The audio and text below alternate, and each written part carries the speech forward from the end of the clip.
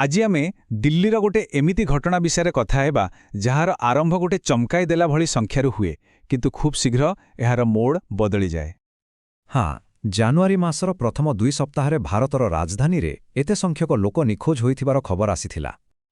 आउ एही संख्याटा माने दिनकू पाखापाखी 54 जन लोकंक भितरे गोटे प्रकारर भय आउ चिंता खेळेई देथिला। हठात एमिति खबर आसिला परे सेही सहरर आईन श्रृंखला उपरे गोटे बड़ प्रश्नवाची सृष्टि हला, जोंटी कुहा जाए कि सुरक्षा व्यवस्था बहुत कड़ाकड़ी। तो स्वाभाविक कथा, लोके निजकू असुरक्षित भाविबा आरंभ कले। आउ सरकारी कळ उपरे भी प्रश्न उठिला कि सेमाने कौन करूछंती। किंतु कहानी रे मोड़ आसिला जेतेबेले दिल्ली पुलिस निजे सामना को आसिला। सेमानंक तथ्य किछि अलगा कथा कहूथिला। हाँ, पुलिस मानिला जे 807टी मामला रुजु होईछि आउ एथिरे अधिकांश थिले महिला आउ झियो।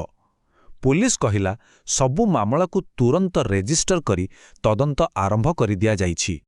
हेले पुलिस लोकंकु शांत रहिबाकू कहिला।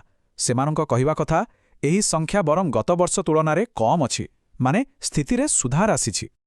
तो एइठी गोटे बड़ प्रश्न आसुछि, जदि पुलिस कहिबा अनुसारे संख्या कम थिला ताहेले एते हंगामा एते डर काहेकि सृष्टि हला। ଏହା ପରେ ଦିଲ୍ଲୀ ପୋଲିସର ସ୍ପେଶାଲ ସେଲ୍ ତଦନ୍ତର ଦିଗ ବଦଳି ଦେଲା। ସେମାନେ କେବଳ କିଏ ନିଖୋଜ ହେଲା ତାର ତଦନ୍ତ ନ କରି ଏହି ଖବର ଏତେ ଜୋରରେ କେମିତି ବ୍ୟାପୁଛି ତାର ପିଛା କଲେ। आउ तांकु संदेह ହେଲା जे ଏହା ପଛରେ पेड प्रमोशनର ହାତ ଅଛି, ମାନେ ଟଙ୍କା ଦେଇ ଏହି ଖବରକୁ ଜାଣି ଶୁଣି ଅନଲାଇନରେ ଭାଇରାଲ କରାଯାଉଛି। ଆଉ ଏଇଠୁ ହିଁ କାହାଣୀଟା ପୁରା ବଦଳିଗଲା।